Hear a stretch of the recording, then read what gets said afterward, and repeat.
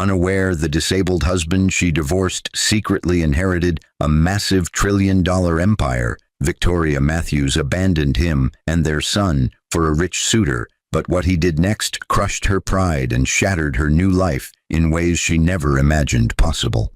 The woman who once pushed her wheelchair-bound husband out of their penthouse now watched from the shadows as he stood on his own 2 feet, commanding boardrooms across 5 continents. But the revelation that destroyed her came not from his wealth or his miraculous recovery. It came from the son she left behind, now heir to everything she had thrown away. How could the man she deemed worthless transform into the most powerful figure in global finance? What secret had he kept hidden behind those years of silence and supposed helplessness?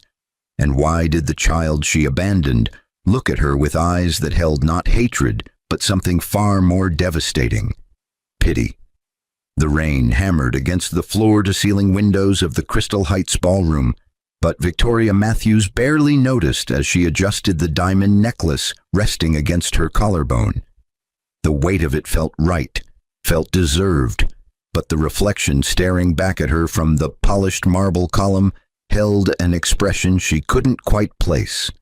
Tonight marked her engagement party to Douglas Pemberton, the real estate magnate whose net worth had been splashed across Forbes 3 months running, but something in her chest tightened as the string quartet began their 3rd Vivaldi piece. "You look radiant, darling," Douglas whispered, his hand possessive on her lower back, but his eyes were already scanning the room for his business associates. Victoria smiled the smile she'd perfected over the past 8 months, the one that hid everything real, everything that still woke her at 3 in the morning with her heart racing. The ballroom glittered with Manhattan's elite, but Victoria's mind drifted to a cramped apartment in Queens, to the man she'd left behind with divorce papers and a check she'd thought generous at the time. 3 years had passed since she'd walked out on James Richardson and their 4-year-old son, Ethan, but the memory still carried the sharp edges of justification she'd built around it like armor. James had been disabled, his legs paralyzed from a car accident 2 years into their marriage. But that wasn't why she'd left, she told herself for the 1,000th time. It was the poverty, the endless medical bills, the tiny apartment that smelled of antiseptic and broken dreams.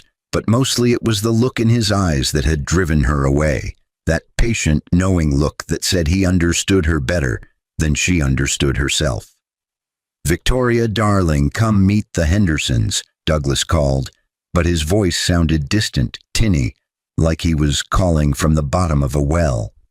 She moved through the crowd with practiced grace, but her heels felt unsteady on the polished floor. The Hendersons were old money, the kind that whispered rather than shouted, but their handshakes were firm, their smiles sharp as glass. They spoke of summer homes in the Hamptons and winters in Aspen, but Victoria found herself nodding automatically, her mind elsewhere. The flashback hit her without warning. Ethan's 4th birthday, the last one she'd spent with him.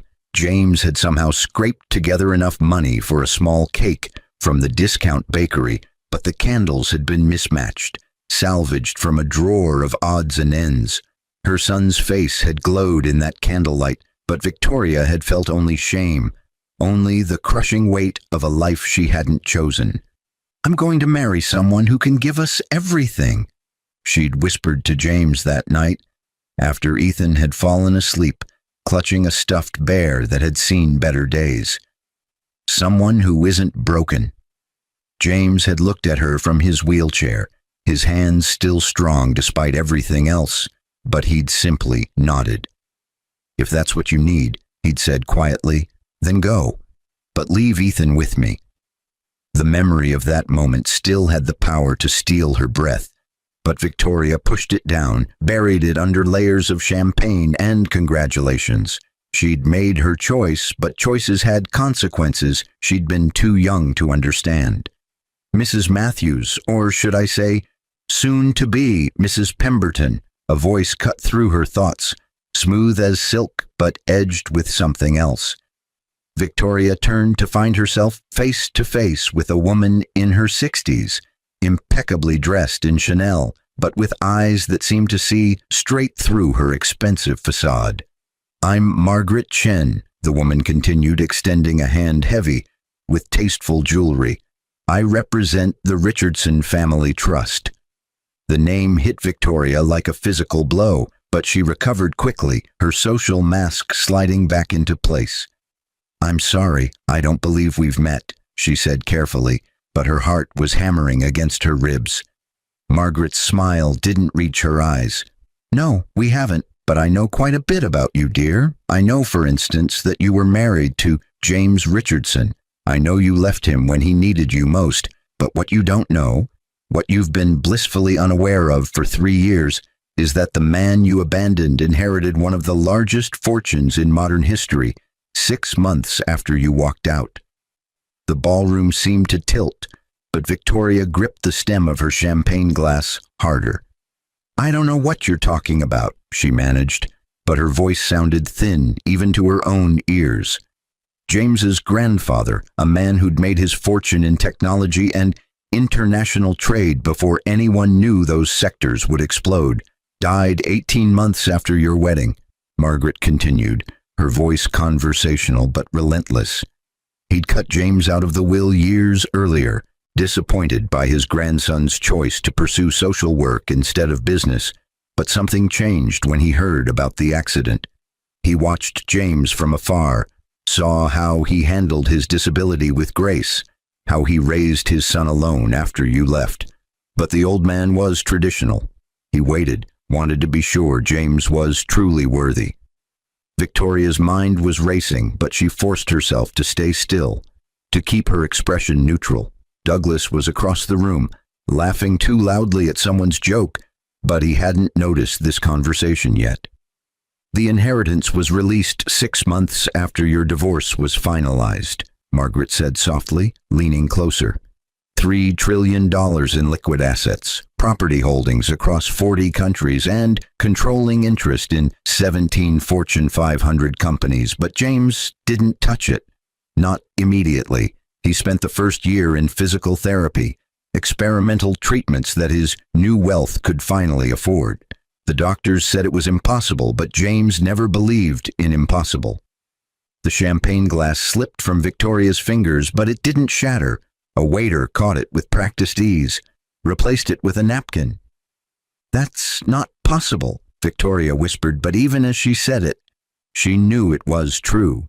She could see it in Margaret's eyes, in the way the woman looked at her, with something between contempt and pity. "He walks now," Margaret continued, and each word was a nail in Victoria's carefully constructed coffin. "Has for about 18 months, but he kept it quiet, kept everything quiet. He didn't want the attention, didn't want Ethan growing up in that spotlight, but more than that, I think he wanted to see what you would do. If you would come back. If you would even wonder." The room was too hot, too bright, but Victoria couldn't move. Images flashed through her mind. James in his wheelchair, his patient eyes, his gentle hands on Ethan's small shoulders. But now those images were overlaid with something else. James standing, James walking, James commanding the kind of power that made Douglas look like a child playing dress-up. "Why are you telling me this?" Victoria finally asked, but her voice cracked on the last word. Margaret's expression shifted, became almost gentle. "Because tomorrow morning, the Richardson Foundation is announcing its largest initiative yet, $100 billion dedicated to disability services, accessible health care, and support for single parents. But the press conference isn't just about the money. James is stepping out of the shadows. He's taking his place in the world. But more than that, he's telling his story, your story. The woman who left him because he was broken, because he couldn't provide the life you wanted, but the woman who never knew that she'd walked away from everything she'd been chasing." The words landed like blows, but Victoria remained standing through sheer force of will. "He wouldn't," she said, but it sounded like a question even to herself. "He wouldn't name you. Wouldn't be cruel," Margaret agreed. "But the details are specific enough that anyone who knows you both will understand. But that's not the part that will destroy you, dear. That's not what will crush your pride and shatter this new life you've built." Victoria wanted to walk away, wanted to run, but her feet might as well have been cemented to the floor. "What then?" she whispered. Margaret's smile was sad now, almost sympathetic. "Ethan, your son, the boy you abandoned for this—" She gestured around the ballroom at the crystal chandeliers and the designer gowns and the carefully curated wealth. "He's 8 now, but he's brilliant.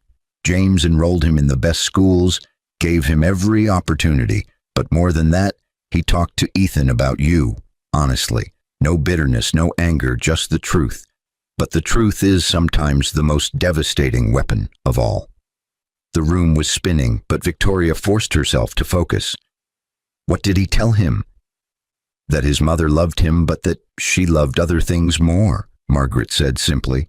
That sometimes people make choices that hurt others, but that doesn't make them monsters, just human. But Ethan is smart enough to understand what that means. He's smart enough to see the difference between the father who stayed and the mother who didn't. But here's what will break you, Victoria. Ethan doesn't hate you. He pities you. The word hung in the air between them, more damning than any accusation. "No," Victoria breathed, but even as she denied it, she knew it was true. "Tomorrow's press conference includes a video tribute," Margaret continued relentlessly. "Ethan made it himself, a presentation about the importance of character over circumstances, about how real strength isn't measured in bank accounts or working legs, but in the choices we make when everything is taken away. But the final slide is a photograph. You, James, and Ethan from that last birthday party, the one with the mismatched candles and the second-hand bear, but in Ethan's voiceover he talks about how that was the happiest day of his early childhood, not despite the poverty, but because everyone he loved was there. But then he talks about what happened next, how his mother left, how his father stayed, how he learned that love isn't about what you have, it's about what you're willing to sacrifice." Victoria's legs finally gave out, but she caught herself on the marble column, her manicured nails scraping against the cold stone. Across the room, Douglas had finally noticed something was wrong, but he was making his way over with obvious reluctance, his expression annoyed rather than concerned. "Why?" Victoria asked again, but this time the question was bigger, encompassing everything. "Why is he doing this?" Margaret's expression softened completely. "Because Ethan asked him to, but not out of revenge. Your son wants you to understand what you gave up. Not because he wants you to suffer, but because he wants you to grow. But there's more, Victoria. James has established a trust in your name. $10 million, completely yours, no strings attached. But it comes with a letter from Ethan explaining that he hopes this money will help you find whatever it was you were looking for when you left. But if it doesn't, if you're still empty after all this, then maybe you'll understand that it was never about the money at all." The cruelty of that kindness was staggering, but Victoria understood it immediately. James wasn't crushing her pride through revenge. He was crushing it through grace, through a generosity that highlighted exactly how small her own choices had been. "Tomorrow," Margaret said quietly, "the world will know James Richardson's story, but they'll also understand what you threw away. Not just the money, the man, the son, the life that mattered, but tonight, you still have this." She gestured around the ballroom again, at Douglas, who was almost within earshot now, his face red with irritation. "The question is, was it worth it?" Margaret melted back into the crowd before Douglas reached Victoria's side. "What was that about?" he demanded, but his tone was sharp, proprietary. "You look like you've seen a ghost." Victoria looked at him, really looked at him for the first time in months. Douglas Pemberton, with his Forbes-featured wealth and his connections and his penthouse views, but also with his wandering eyes and his conditional affection and his love that came with price tags and prenuptial agreements. She'd traded James's steady presence for this, had traded Ethan's small hand in hers for invitations to parties where nobody knew her name without checking the guest list first. "I'm not feeling well," she heard herself say, but her voice sounded like it was coming from very far away. "I need to go home." Douglas's irritation flared into real anger. "This is our engagement party, Victoria, but you can't just leave. What will people think?" What will people think? The question that had driven so many of her choices, but suddenly Victoria understood that she'd been asking the wrong question all along. It wasn't about what people thought, it was about what she could live with when the lights went out and she was alone with her choices. "I'm sorry," she said, but she was already walking toward the exit, her expensive heels clicking against marble that suddenly felt like ice. Behind her, she could hear Douglas sputtering, hear the murmur of confused guests, but she didn't stop. Couldn't stop. The rain hit her the moment she stepped outside, but she welcomed it, tilted her face up to let it wash away 3 years of carefully applied makeup. Her phone was in her clutch, but her hands shook as she pulled it out as she searched for news about James Richardson. The results loaded slowly, but each headline was another knife twist. Reclusive billionaire to launch record-breaking foundation. Tech heir emerges after years of silence. Richardson legacy continues with revolutionary healthcare initiative. But none of the articles mentioned his disability, his recovery, the miracle of him walking again, because apparently that wasn't the story. The story was what he was doing with his second chance, with his impossible wealth, with the platform he'd never asked for but was using anyway. Victoria's taxi pulled up, but she didn't get in immediately. Instead, she stood in the rain, scrolling through article after article, searching for some mention of herself. But there was nothing. James had kept her out of it completely, had protected her, even as he stepped into the spotlight. But Margaret had been right. That protection was its own form of exposure, because anyone who knew their story would fill in the blanks. The apartment James had shared with Ethan was in Queens, but Victoria found herself giving the taxi driver that address instead of her own sleek Tribeca loft. It was nearly midnight, but she needed to see it, needed to understand what she'd left behind. The building looked smaller than she remembered, shabbier, but the lights were still on in what had been their third-floor walk-up. Victoria stood on the rain-slicked sidewalk, staring up at those windows, but she couldn't make herself go inside. What would she even say? Her phone buzzed. Douglas, angry and demanding, but she silenced it without reading the full message. Another buzz. Her mother, who'd been at the party, probably demanding explanations, but Victoria silenced that too. A third buzz, but this one was from an unknown number. She almost ignored it, but something made her open the message. It was a video file, and against her better judgment, Victoria clicked play. Ethan's face filled the screen, older than she remembered, but with James's eyes and her own stubborn chin. He was standing in what looked like a library, surrounded by books and light, but his expression was serious beyond his years. "Hi, Mom," he said, and Victoria's knees buckled. She sat down hard on the wet curb, rain soaking through her expensive dress, but she couldn't look away from the screen. "Dad said I could send this to you if I wanted, but he also said I should wait until I was sure." "I'm sure now." Ethan glanced down at something off-screen. Notes, maybe, or maybe just gathering his courage. "I don't remember you very well, but Dad has lots of pictures and he tells me stories. Good stories about how you used to sing to me, about how you made the best pancakes, about how you tried really hard even when things were difficult. But I know why you left." Dad explained it. "He said you were looking for something you thought you'd lost, and you believed you'd find it somewhere else." The video was time-stamped from 3 weeks ago, but Ethan's words were clearly carefully considered. "I wanted you to know that we're okay, but I also wanted you to know that I forgive you, even though Dad says you didn't do anything that needs my forgiveness. He says you made a choice and that everyone has the right to make choices.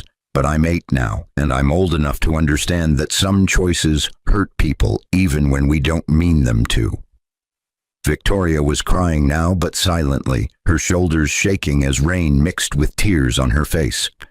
"Tomorrow Dad is going to tell everyone about our story," Ethan continued. "But he's not doing it to hurt you.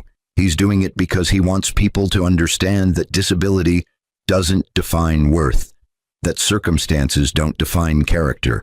But I asked him to let me say something too, and this is what I want to say.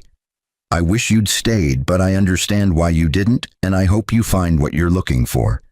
I really do, but if you ever want to talk, if you ever want to meet for coffee or something, Dad says that would be okay with him. It would be okay with me, too." The video ended, but Victoria couldn't move. She sat on that wet curb, her phone clutched in both hands, and felt every carefully constructed wall she'd built around her choices crumble to nothing. A car pulled up, not her taxi, which had long since driven away, but a black town car with tinted windows. The back door opened, but nobody got out. Instead, Margaret Chen's voice carried from inside. "He knew you'd come here, knew you'd need to see it, but he's not there. He and Ethan are at the foundation offices preparing for tomorrow, but if you want to see them, if you want to actually talk instead of just looking, there's room in this car." Victoria looked up at the apartment windows again, but they seemed impossibly far away now, separated by more than just 3 floors and a few years. They were separated by choices, by consequences, by the life she'd walked away from, and the man who'd built something extraordinary from the ruins she'd left behind. "What if I can't face them?" Victoria whispered, but she was already standing, already moving toward the car. "Then you can't," Margaret said simply, "but running away again won't change what happens tomorrow. It won't change what you've lost, but facing it might change what happens next." Victoria slid into the car, but she couldn't speak. The leather seats were butter soft, the interior climate-controlled and perfect, but she felt none of it. All she could think about was Ethan's face on that video, James's patient eyes in her memories, and the 3 years she'd spent building a life on a foundation of running away. The foundation offices were in a gleaming tower in Midtown, but the building was mostly dark except for the top floor. Margaret led her to a private elevator, keyed in a code, but said nothing as they ascended. The silence was profound, giving Victoria too much time to think, too much space for panic. The elevator doors opened onto a vast office space, but it wasn't cold or corporate. Instead, it felt lived in, human, with photographs covering one entire wall. James and Ethan at baseball games, on hiking trips, at school functions, living a life Victoria hadn't been part of, building memories that didn't include her. "He's in the conference room," Margaret said quietly. "End of the hall, but I should warn you, he's different from the man you remember, not because of the money or even because he can walk again, but because he's made peace with who he is, with what happened. But that doesn't mean seeing you won't be difficult for him. Just be kind. To both of you." Victoria nodded, but she couldn't find words. She walked down that hallway on legs that felt like water, past office doors with nameplates she didn't recognize, past evidence of a life and career and purpose that had flourished without her. The conference room door was ajar, and through it, Victoria could see him. James was standing at the window, his back to the door, but his posture was confident, strong. He was taller than she remembered. Or maybe he just stood straighter now that pain wasn't his constant companion. Ethan sat at the conference table working on a laptop, his tongue caught between his teeth in concentration, exactly the way James used to do. Victoria must have made some sound because both of them turned, but their reactions couldn't have been more different. Ethan's face lit up with something between hope and uncertainty, but James's expression was carefully neutral, guarded in a way she'd never seen from him before. "Victoria," James said, and his voice was the same, warm, steady, but there was distance in it now, the space carved out by 3 years of absence. "Margaret said you might come." Victoria's voice failed her, but she tried again. "I got Ethan's video." I told him to send it, James said quietly, moving away from the window. And that's when Victoria really saw it. The ease of his movement, the absence of pain that had always lingered at the edges of his expression, but also something else. Confidence. Purpose. The bearing of a man who'd faced the worst and come out stronger. "Dad," Ethan said softly, glancing between them. "Should I—" "Stay," James and Victoria said simultaneously, but then James added, "If you want to. This concerns you too." Ethan nodded, but his eyes never left Victoria's face. She could see him cataloging details, her ruined dress, her smeared makeup, the way she stood uncertain in the doorway like a stranger in a stranger's home. "I didn't know," Victoria said, and the words came out broken. "About the inheritance, about any of it, but that's not an excuse. That's not why I came." "Why did you come?" James asked, but his tone wasn't harsh. Just curious. "After 3 years, after building your new life, why now?" Victoria finally stepped fully into the room, but she kept distance between them. "Because I watched you leave that birthday party on repeat in my mind for 3 years, but I convinced myself I'd made the right choice. That you and Ethan would be better off without me dragging you down. That I was doing everyone a favor, but then Margaret told me about tomorrow, about what you're announcing, and I realized—" She broke off, but James waited, patient as always. "I realized I didn't leave because you were disabled," Victoria continued, her voice strengthening. "I left because I was disabled, but not in my legs, in my heart, in my ability to see what mattered, but you already knew that, didn't you? You knew all along." James's expression softened slightly.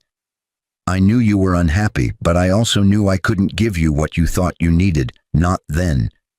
The accident took so much from me, my mobility, my career prospects, my ability to provide, but I had to learn that those things weren't what defined me, weren't what made me worthy of love, but you needed to learn that too, and I couldn't teach you. You had to figure it out yourself." "Did I?" Victoria asked, but it was a genuine question. "Have I figured it out, or am I just here because I finally understand the magnitude of what I gave up?" The question hung in the air, but it was Ethan who answered. "Does it matter?" he asked, his young voice cutting through the tension. "I mean, does it matter why you're here as long as you're actually seeing us? Actually trying?" Victoria looked at her son, really looked at him for the first time since she'd walked into the room. He was so much older than 4 now, but more than that, he was wise in ways that broke her heart. He'd grown up without her, but he'd grown up well, and that was entirely James's doing. "I don't know if I have the right to try," Victoria admitted. "I walked away. I chose Douglas and his money over you and your father, but I wasn't just wrong about what mattered. I was cruel. I was—" "Human," James interrupted gently. "You were human, Victoria, but humans make mistakes. They get scared and they run, but they also have the capacity to grow, to change, to choose differently." Victoria's tears came freely now, but she didn't hide them. "I don't deserve your grace," she whispered. "Probably not," James agreed, but there was no meanness in it. "But grace isn't about deserving. It's about choosing to give something anyway, but I'm not offering you redemption, Victoria. I'm not offering you a place back in our lives like nothing happened. But if you're genuinely here to understand, to acknowledge what happened, and take responsibility, then we can talk.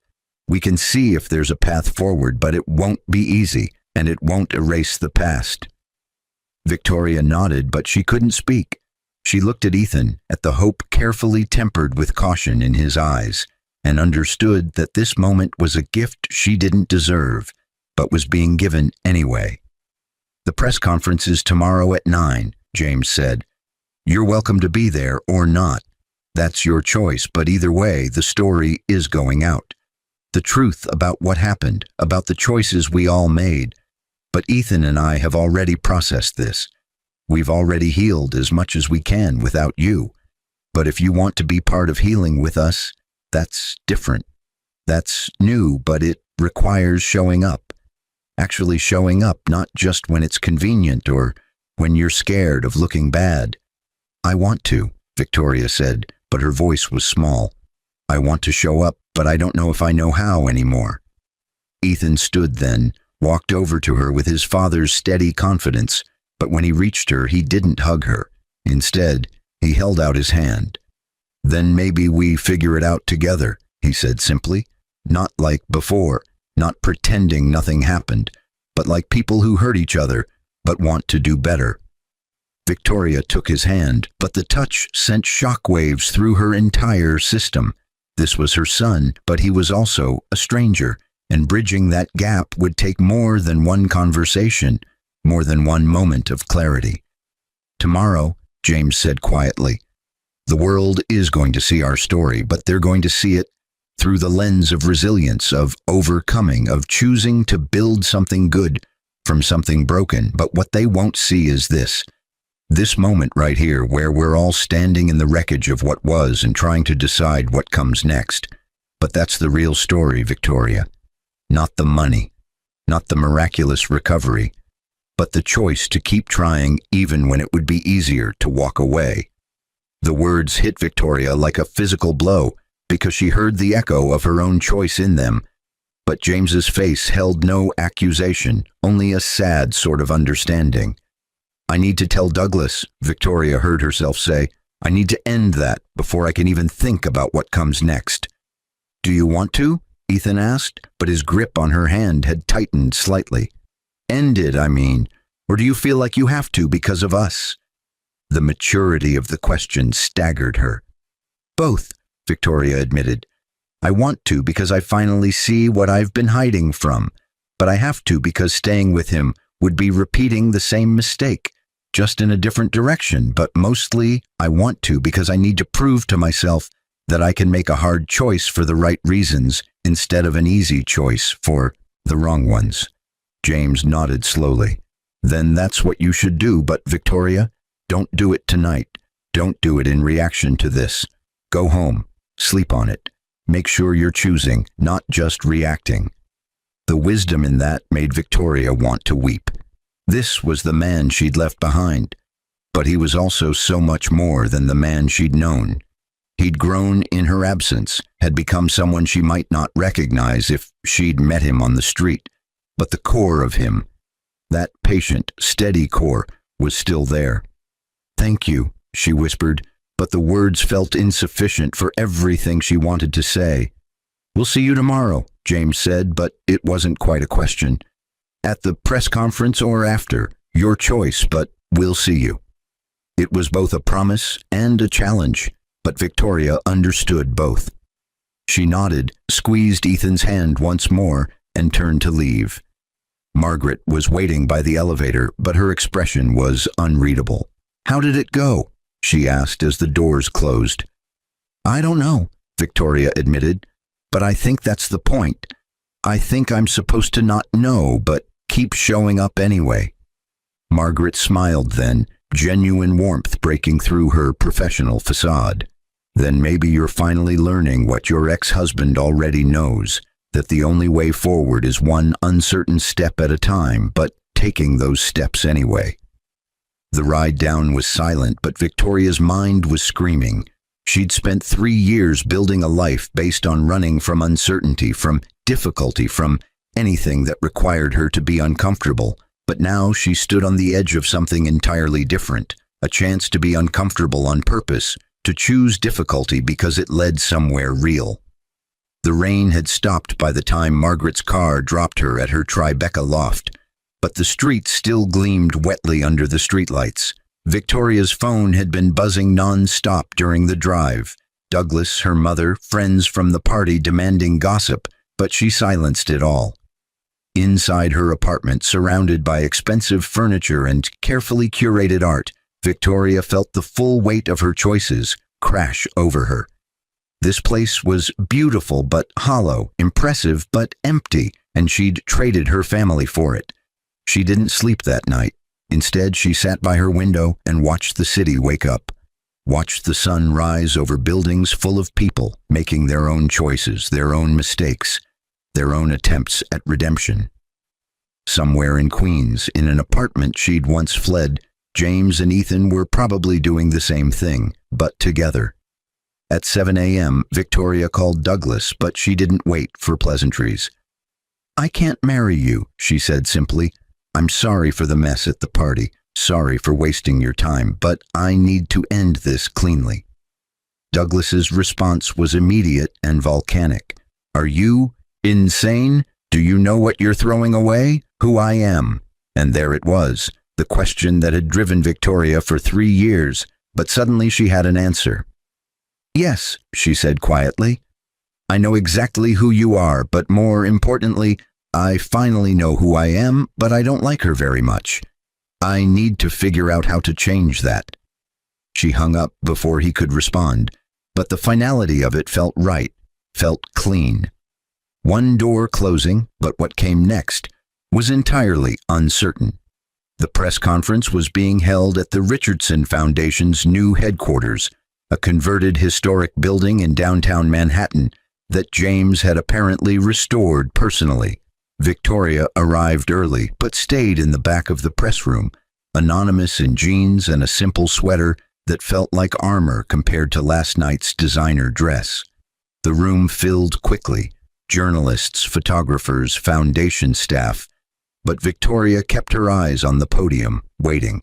When James walked out, the room erupted in camera flashes, but he moved through it with ease. He was wearing a simple suit, but he commanded the space like he'd been doing this all his life. Ethan walked beside him, small but confident, and Victoria's heart clenched at the sight. James's speech was everything Margaret had promised. Powerful, moving, focused on the Foundation's mission, but also deeply personal. He talked about his accident, about learning to live with disability, about the challenges that had seemed insurmountable. But he also talked about Ethan, about fatherhood, about finding purpose in helping others navigate paths he'd already walked. He never mentioned Victoria by name, but he didn't have to. "I learned," he said, his voice carrying to every corner of the packed room, "that the people who stay with you in the darkness matter more than those who only want to stand in your light. But I also learned that everyone's journey is their own. Some people aren't ready to face difficulty until they've exhausted every avenue of escape, but that doesn't make them villains. It makes them human." The grace of it broke Victoria completely, but she stayed silent, stayed still. Then it was Ethan's turn, but he didn't read from notes. Instead, he spoke from his heart. "My dad taught me that strength isn't about being perfect," he said, his young voice surprisingly steady. "It's about getting back up, but also about letting people see you when you're down. But the most important thing he taught me is that love isn't about what you have. It's about what you give, but you can only give what you've learned to receive." The presentation included the video Ethan had made, but it was different from the one Victoria had seen. This version was public, carefully edited to respect privacy while still telling truth, but the photograph at the end was the same: Victoria, James, and Ethan, before everything broke. When the presentation ended, the questions started, but James handled them with the same grace he'd shown throughout. Yes, he was walking again. Yes, the inheritance had changed his life. But no, wealth wasn't what had saved him. Purpose had. Love had. The daily choice to keep showing up even when every instinct screamed to give up. Victoria waited until the press conference ended, until the crowd began to disperse, but she didn't approach. Instead, she caught James's eye across the room, and in that brief connection, she saw everything she needed to know. He'd told their story, but he'd protected her in the telling. He'd been honest without being cruel, truthful without being vindictive. She mouthed 2 words: "Thank you." James nodded once, but then Ethan was tugging on his sleeve, pointing at something, and the moment passed. Victoria left without speaking to them, but this time it wasn't running away. It was recognizing that the press conference had been their moment, their story to tell, and her presence would have made it about her instead of about them. But she'd been there, she'd shown up, but that was a start. Over the following weeks, Victoria dismantled her old life methodically but completely. She ended things with Douglas formally, endured her mother's disappointment and her social circle's gossip, but she did it all with a strange sense of peace. She wasn't running toward something this time, but away from people and places that had never been real. She started therapy, real therapy, but she didn't tell James or Ethan about it. This wasn't for them. It was for her, but it was also the first step toward becoming someone who might deserve a second chance. She took the $10 million from the trust James had established, but she didn't touch it beyond investing it conservatively. She didn't deserve that money yet, but maybe someday she'd figure out how to use it for something that mattered. She got a job at a nonprofit that helped low-income families navigate the healthcare system. Unglamorous work that paid a fraction of what Douglas would have given her, but that made her feel human again. But most importantly, she sent Ethan letters. Not emails, not texts, but actual handwritten letters about her life, her therapy, the things she was learning, but she never asked for forgiveness. She never asked for a place in his life. She just showed up on paper week after week. 3 months after the press conference, Ethan wrote back, but his letter was brief. Dad says we can have coffee if you want. Saturday at 10. There's a place near us. Victoria cried over that letter for an hour, but then she wrote back, I'd like that very much. The coffee shop was small, cramped, nothing like the places she used to frequent with Douglas, but James and Ethan were already there when she arrived. They'd chosen a corner table but had left her a seat facing both of them. Hi, Victoria said, but the word felt inadequate for the moment. Hi, Ethan replied, but he was smiling, small, cautious, but real. James didn't say anything, but he pushed a cup of coffee toward her. Black, 2 sugars, the way she used to drink it before she decided that was too pedestrian. They talked for 2 hours, but they didn't talk about the past. Instead, they talked about Ethan's school, about James's foundation work, about the small moments that made up their daily lives. But Victoria contributed too, told them about her job, about her therapy, about the tiny apartment she'd rented in Brooklyn that had terrible water pressure but great light.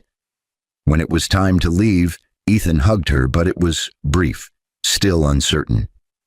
Same time next week? He asked. If you want, Victoria said, but she couldn't keep the hope out of her voice. We want, James said quietly, speaking for the first time in 20 minutes. But Victoria, this is a long road. There's no finish line where everything is suddenly fixed. I know, she said, and she meant it. But I'm learning that showing up for the long road is better than sprinting toward the wrong destination. James smiled then, but it was sad and proud and complicated. Then we'll see you next week. That became their rhythm, weekly coffee, careful conversations, building something new from the ruins of what had been. But Victoria never asked for more than they offered, never pushed. She'd learned, finally, that love wasn't about taking. It was about being present, about showing up consistently, about earning trust through actions rather than words. 6 months after that first coffee meeting, James invited her to Ethan's 9th birthday party, but he was careful to set boundaries. It's at our place, he said, and there will be other people there, Ethan's friends, some of my colleagues, but you're welcome to come if you want. Not as my ex-wife, just as someone who cares about Ethan. Victoria went, but she brought a simple gift, a book about resilience that her therapist had recommended, but with an inscription from her heart. For Ethan, who taught me what real strength looks like, but I'm still learning. Love, Mom. The party was loud, chaotic, full of children and laughter, but Victoria stayed on the edges watching. She saw James navigate the chaos with easy confidence, saw Ethan shine in the center of it all, but she also saw the life they'd built without her. Full and rich and complete. At the end of the party, after the other guests had left, Ethan found her sitting quietly in the kitchen. Thanks for coming, he said, but then he held up the book. And thanks for this, but mostly thanks for showing up. Dad says that's the hardest part. Just keep showing up even when it's awkward. Your dad's right, Victoria said, but I'm trying to learn from the best teacher. Ethan grinned then, but it was the first completely unguarded smile he'd given her. You're doing okay, he said. Not great yet, but okay is a start. And it was. But Victoria was finally learning that okay was enough. That progress wasn't about grand gestures or dramatic transformations, but about small, consistent choices, but about showing up even when it was hard, especially when it was hard. A year after the press conference, James invited her to a foundation event, but this time as a volunteer who'd been making real contributions. She'd started leading support groups for parents navigating disability services, using her own story, carefully, honestly, as a cautionary tale, but also as hope that people could change. At the event, standing in a room full of people whose lives the foundation was changing, Victoria finally understood what she'd lost and what she might, possibly, someday earn back. But the loss wasn't the money or the security or the social status. It was the knowledge that she'd walked away from people who loved her unconditionally, but had to learn to love herself first before she could accept that love. James found her during a quiet moment, handed her a glass of sparkling water. You've done good work this year, he said simply. I've tried, Victoria replied, but she met his eyes steadily. I'm still trying. I know, James said, and something in his expression shifted. We both see it, but Ethan and I have been talking, and we wanted you to know. You're not on trial anymore. You're not proving yourself. You're just here, but that's enough. The words should have brought relief, but instead, they brought fresh tears. Is it? Victoria whispered. Is it enough after everything? It's enough for today, James said gently. Tomorrow. We'll figure out tomorrow, but that's all any of us can do, right? Just keep showing up for the todays until eventually they add up to something. Victoria nodded, but she couldn't speak. Across the room, Ethan was laughing with some other kids from his school, but he caught her eye and waved. Not frantically, not with desperation, but just normally, but like she was someone he was glad to see. That wave, more than anything else, told Victoria that she'd finally learned what James and Ethan had known all along, that pride could be rebuilt through humility, that lives could be reconstructed from honest rubble, but that the most powerful empires weren't built from money or status. They were built from the daily choice to love imperfectly but persistently. She'd walked away from a disabled husband and their son for a rich suitor, but she'd lost $1 trillion empire. But more than that, she'd lost herself. But slowly, painfully, through the grace of two people who had every right to turn away, she was finding herself again. Not the polished, perfect version she'd tried to become, but something messier, more real, more human. And in learning to be human again, Victoria discovered that the greatest wealth wasn't measured in bank accounts, but in second chances offered, in forgiveness earned, in the slow, difficult work of becoming someone worthy of the love she'd once thrown away. But the story wasn't over. It was just beginning. One awkward coffee date, one volunteered hour, one small step at a time towards something she'd finally learned to value more than all the crystal ballrooms and diamond necklaces in the world. The quiet, steady presence of people who chose to love her anyway. 5 years had passed since the press conference that shattered Victoria's pride, but the woman who stood in the foundation's sunlit atrium bore little resemblance to the one who'd fled her engagement party in the rain. Her hair was pulled back simply, her clothes were practical rather than designer, but her eyes held something they'd never possessed before. Peace earned through 5 years of showing up, even when every instinct screamed to run. "Mom, you're going to be late," Ethan called from across the lobby, but his voice carried affection rather than irritation. He was 13 now, taller than Victoria by 3 inches, but still with that same serious expression that made him seem older than his years. Victoria checked her watch and smiled. "Your dad's the one who's late, not me," she said, but there was no edge to it, just the comfortable teasing that had slowly, painfully grown between them over half a decade of consistent effort. "Dad's always late to his own events," Ethan replied, rolling his eyes with theatrical exasperation. But then James emerged from the elevator, his expression harried but apologetic. "Traffic was insane," he said, but he was already straightening his tie, shifting into the public persona that still didn't quite fit him despite 5 years of practice. "Is everyone here?" "Everyone except the mayor, but she texted that she's 5 minutes out," Victoria answered, consulting her tablet with the efficiency she'd developed as the Foundation's Director of Family Services. It wasn't a prestigious title, and it certainly didn't come with the social cash of being Mrs. Douglas Pemberton, but it meant something real. James nodded, but then he caught Victoria's eye and something passed between them. Not romance, not anymore, but something deeper. Partnership, perhaps, or recognition, but mostly it was the acknowledgement of two people who'd traveled impossible distances to reach a place where they could stand in the same room without the weight of the past crushing them both. The Foundation was unveiling its newest initiative today, a nationwide network of support centers for families dealing with sudden disability, but the project had been Victoria's idea, born from her own failures and rebuilt through 5 years of listening to other people's stories. "You ready?" James asked her quietly, but he knew the answer already. "As I'll ever be," Victoria replied, but her hands were steady as she gathered her notes. 5 years ago, they would have been shaking.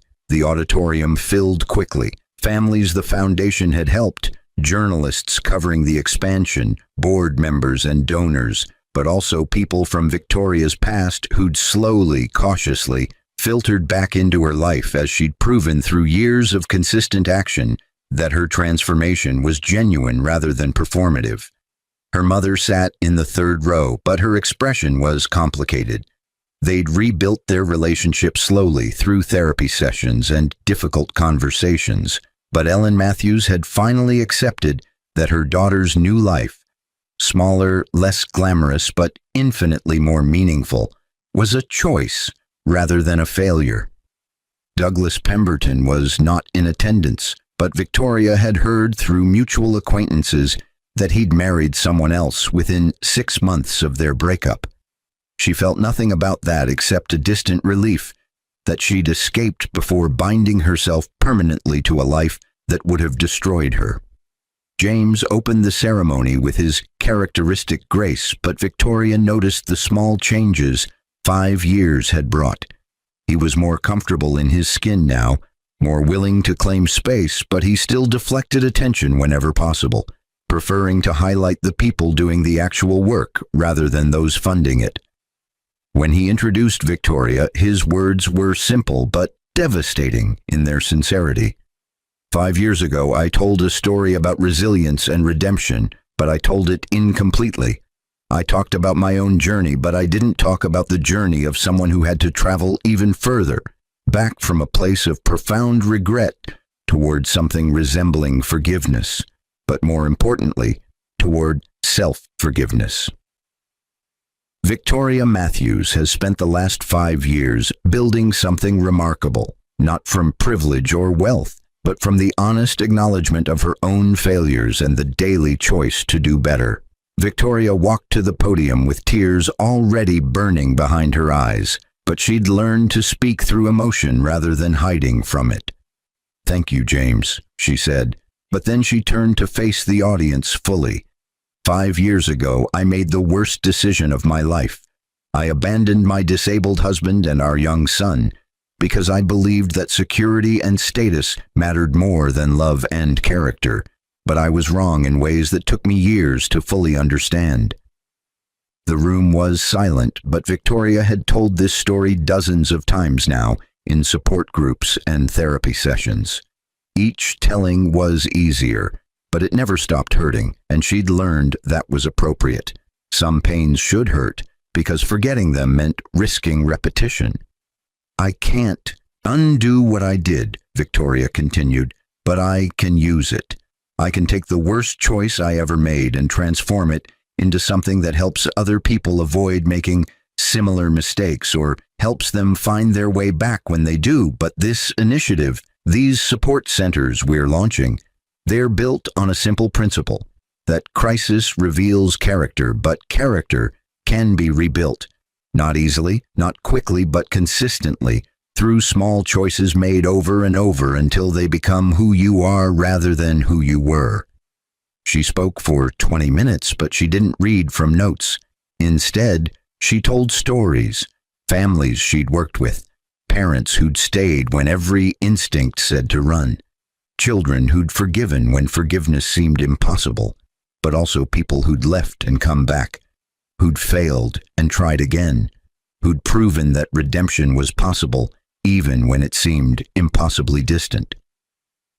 When she finished, the applause was generous, but Victoria barely heard it. She was looking at Ethan sitting in the front row between James's empty seat and her mother, but her son was smiling, not the careful, guarded smile of their early reunions, but something open and genuine.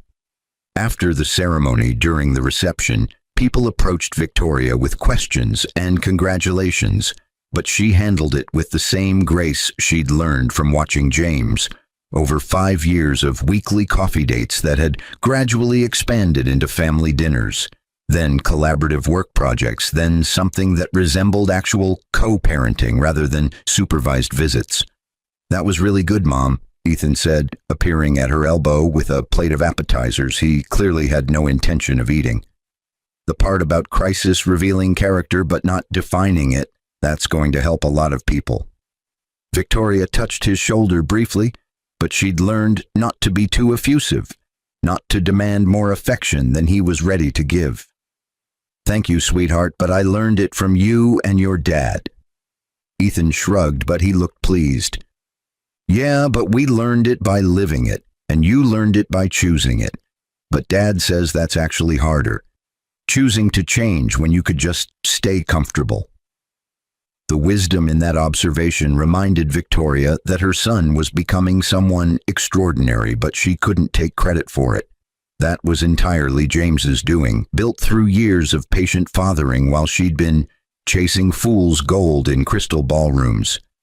"How's school?" Victoria asked, shifting to safer ground.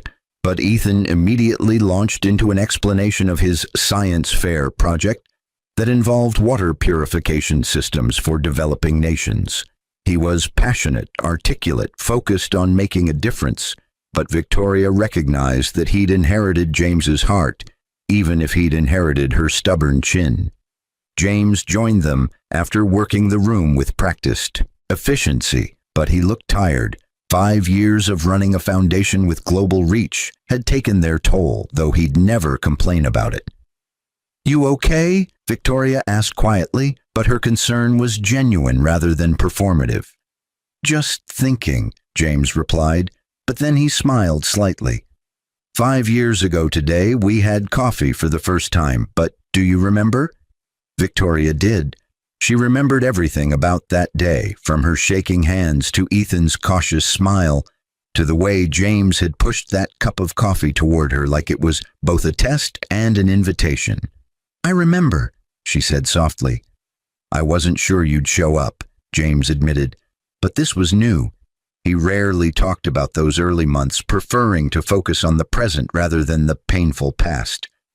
"I thought maybe seeing us at the press conference would be enough, that you'd go back to your life and we'd become a story you told at parties about the road not taken."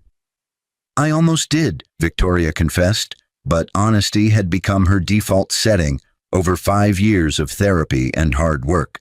"I sat outside that coffee shop for 20 minutes trying to decide if I could handle it. But then I saw you and Ethan through the window, and you were laughing about something, and I realized that walking away again would kill whatever small piece of me was still worth saving." Ethan was watching them both with his characteristic seriousness, but he didn't interrupt. He'd learned over the years to let his parents have these moments, not romantic, not moving toward reconciliation, but something equally valuable. Resolution, perhaps, or recognition of the strange, complicated thing they'd built from the ruins of their marriage.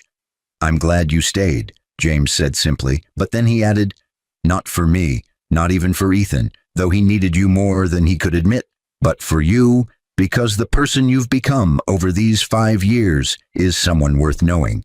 But the person you were 5 years ago was drowning, and watching you drown without being able to help was one of the hardest things I've ever experienced." The confession hung between them, but Victoria understood it wasn't meant to hurt. It was meant to acknowledge that they'd both suffered, both grown, both traveled impossible distances to reach this moment of standing together without the weight of resentment crushing them. "Can I say something?" Ethan interjected, but he wasn't really asking permission.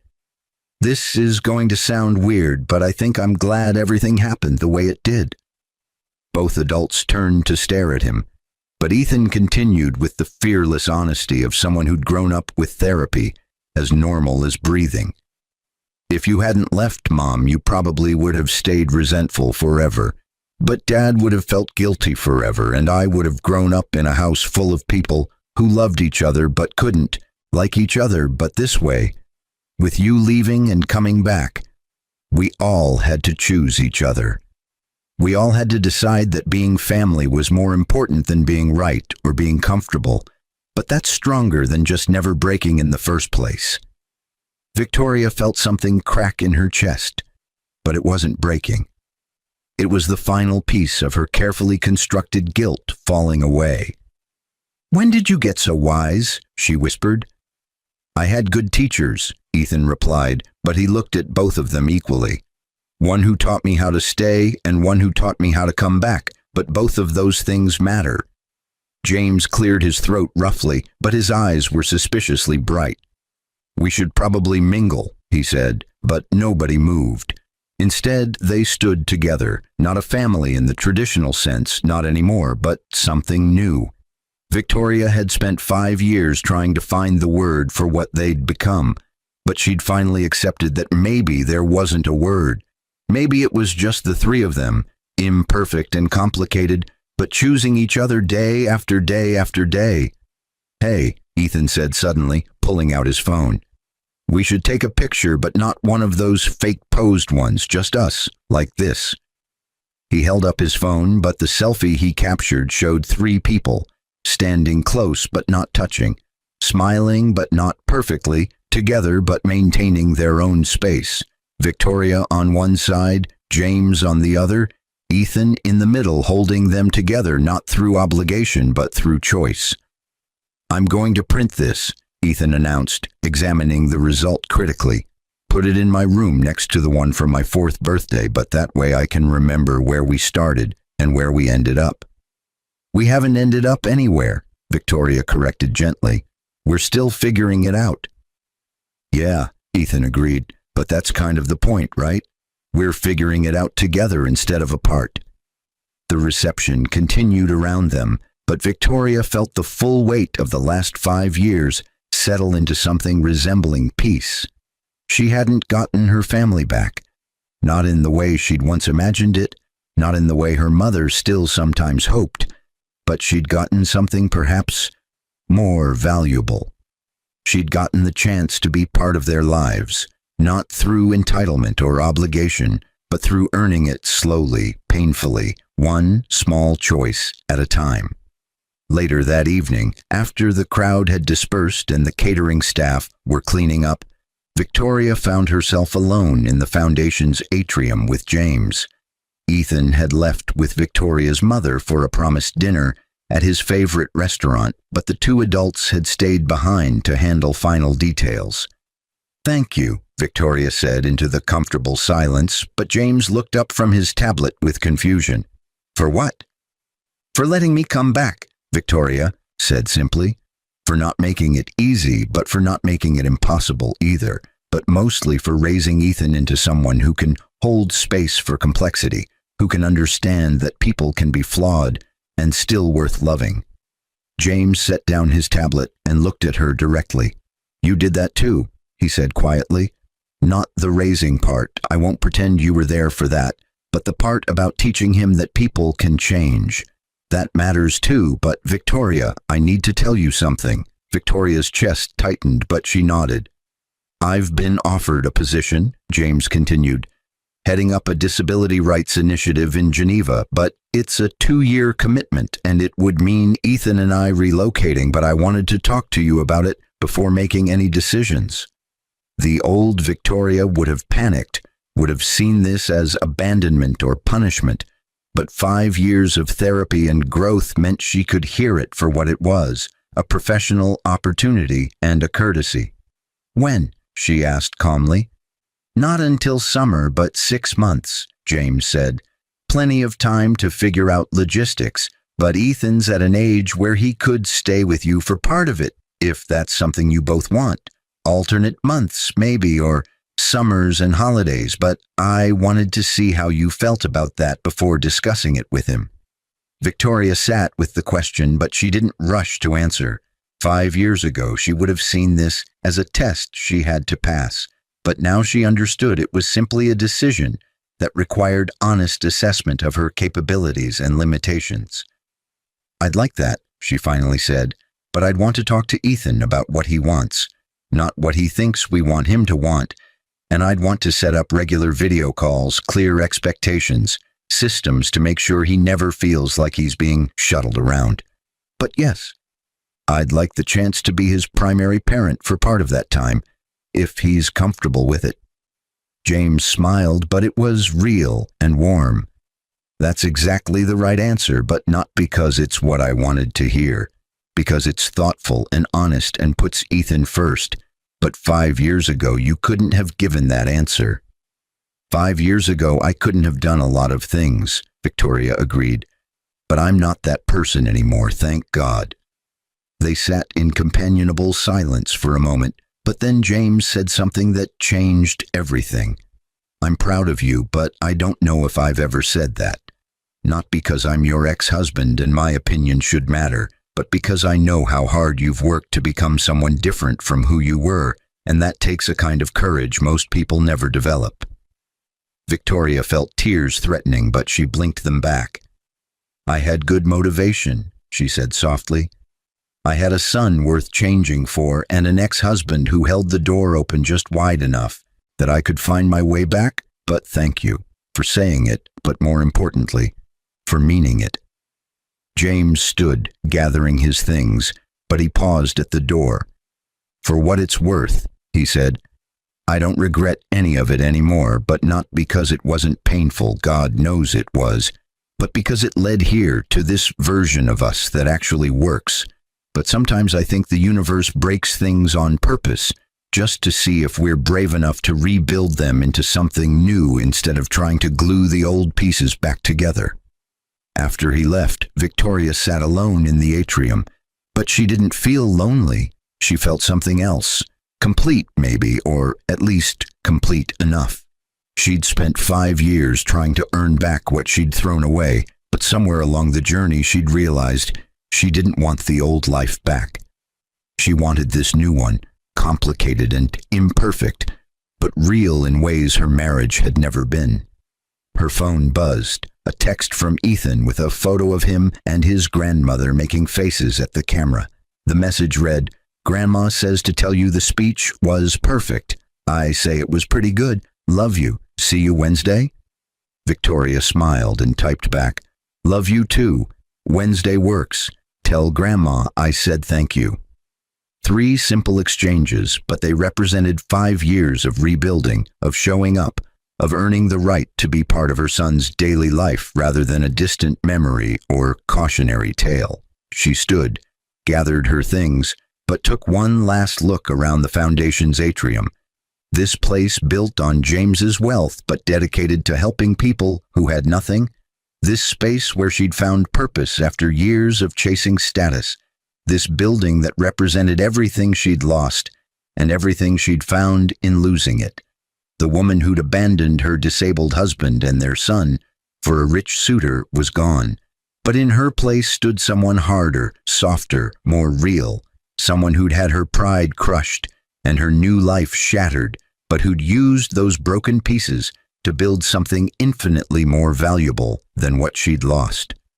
Victoria stepped out into the cool evening air, but she wasn't running toward anything or away from anything. She was just walking, one step at a time, toward a life that mattered because she'd chosen it rather than fallen into it, toward a family she'd earned rather than inherited, toward a version of herself she actually liked looking at in the mirror. The massive trillion-dollar empire she'd unknowingly walked away from had never been the real loss, but she understood that now. The real loss and the real gain in finding her way back had nothing to do with money and everything to do with the daily choice to be present, to be honest, to be someone her son could respect and her ex-husband could trust, and she herself could finally forgive. 5 years ago, she'd stood in the rain outside a crystal ballroom and felt her carefully constructed life crumble. But tonight, walking home to her small Brooklyn apartment with its terrible water pressure and great light, Victoria Matthews felt something she'd never felt in that Tribeca penthouse or at Douglas Pemberton's engagement party. She felt like she was exactly where she belonged, but more importantly, she felt like she'd earned the right to be there.